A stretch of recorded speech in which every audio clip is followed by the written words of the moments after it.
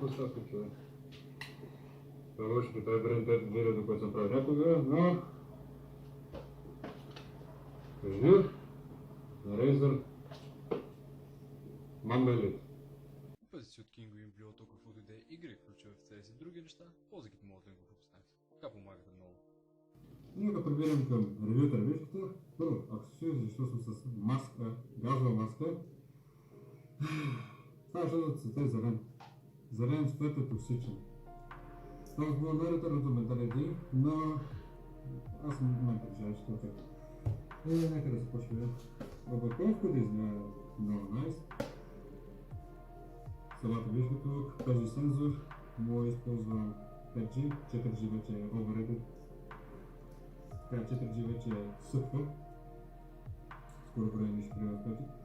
Но по-скоро за пета генерация сензори, логото на Razer, Mamba Elite, че използва Razer Chroma, отстрани Razer логото, отстрани пак Razer логото и много готино.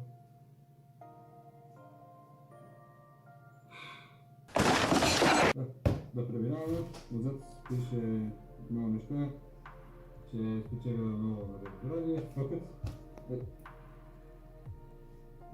Това са матове, често си ползвам един от ножа. Ако ви хареса този нож, please like and subscribe. Надей.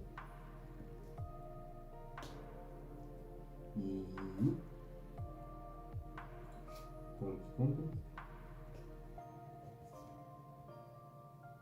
Аз съм момента, че нещо много сърце. Не влизат.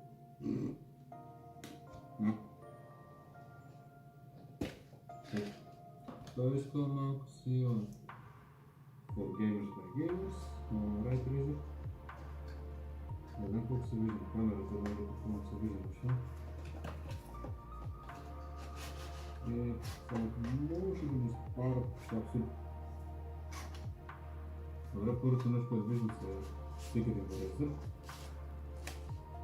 Това е карточето. Congratulations, there is no turning back. Те се вземат Razer. Виж назад. И трябва да вземеш някакви мишки. Да, тук е стикерите на Razer, Razer стикера, Razer Chroma и така пусти. Тук книжките са изпаднали отзад. Имате които стават гайд, който по принцип не е заедно с това висока. Изстреляме още нещо. Тето е нищо. Само това са много представа какво трябва да... А това е гаранционна карта. Доста добре. Мишата. Красивият мишата. В принцип... 10 seconds later. Чудват на Razer.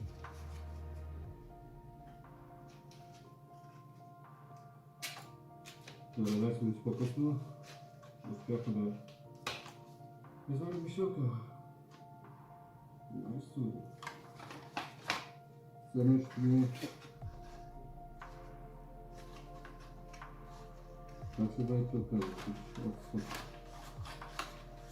Играм йога. Това е още на боксове. Първо да забравим най-важното нещо.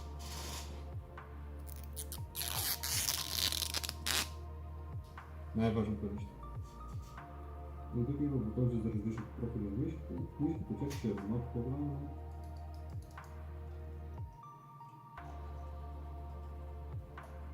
Сега правим саундчек на бутоните. Това ще за анбоксинга, сега към ревюто. Любимия на всички саундчек, саундтест, нарича както искате, за мен е саундчек. Това беше най-кенсър и тук, което съм казал при живота си.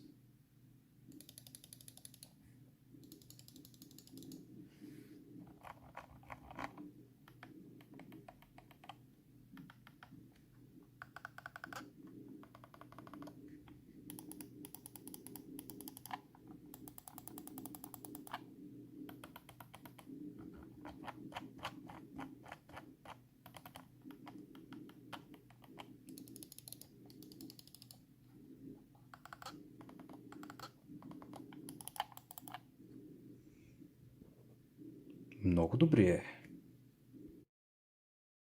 И това е нещо, което ще ви излезе веднага, щом погнете мишката към компютъра, натискате Next и от тук ви изкарва всичките те неща и обикновено е винаги добре да си изтеглите софтуера на Razer Synapse, въпреки че имал съм работа с софтуера им. Докато не го научите, ще ви изглежда като китайски език просто. Рядко му разбирате в коя папка искате да бъде, въпреки че аз избирам винаги неща като софтуери в тази папка. Това е 400 мегабайта, така че нищо няма да взема. И нали, вие тук приемате правилата на Razer, след като натиснете Install. И щом се изстолне, ще продължим с видеото. И се завърнахме, след като сетъпнах всичко. Сега отидете на Devices, Razer Mamba Elite и тук мога да промените функцията на всеки бутон. Може да използвате технологията им Hypershift, който ви позволява да промените абсолютно всеки един бутон, какво да изпълнява чрез сетъпването на Hypershift на някой бутон, било то на този бутон, на този или на който да е. И така. Ако не знаете нали, за Hypershift, нали, как изкарвам информация, може да се сейвнете профила в мишката. Мишката нали, има вградена памет, всички мишки 2019-2020 имат. На Performance може да видите профилите от 1 до 5, може да ги направите с два профила, 3, 4 до 5. Мога като цяло да го изключите да бъде само на един DPI, Cooling Rate не го пипате. Няма смисъл да го правите на 125 или на 500, защото така мишката работи по-бавно. Забравих прощайте, да казвам. Тук ви изкарва разна информация за мишката, така както за вашия компютър изкарва. И най-важното нещо, на което сме сетъпването, всъщност, не е точно сетъп, използването на HDD-то.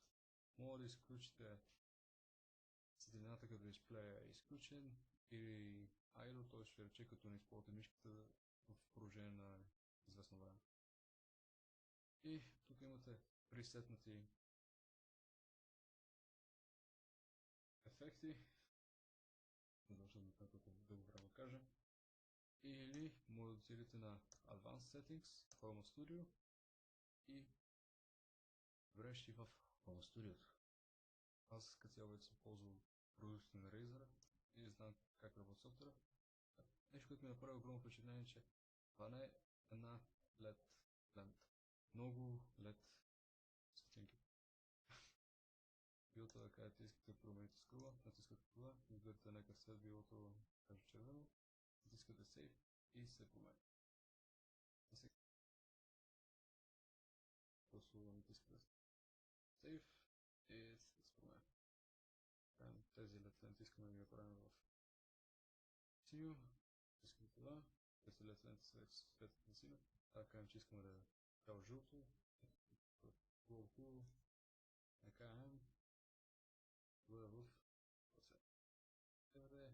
И готово. Направи впечатление, че мишката, самия дизайн е наклонен леко надясно. Другото нещо, което ми е първо огромно впечатление е тези комарини барчета, като наистина приличат много като на Lamborghini Aventador.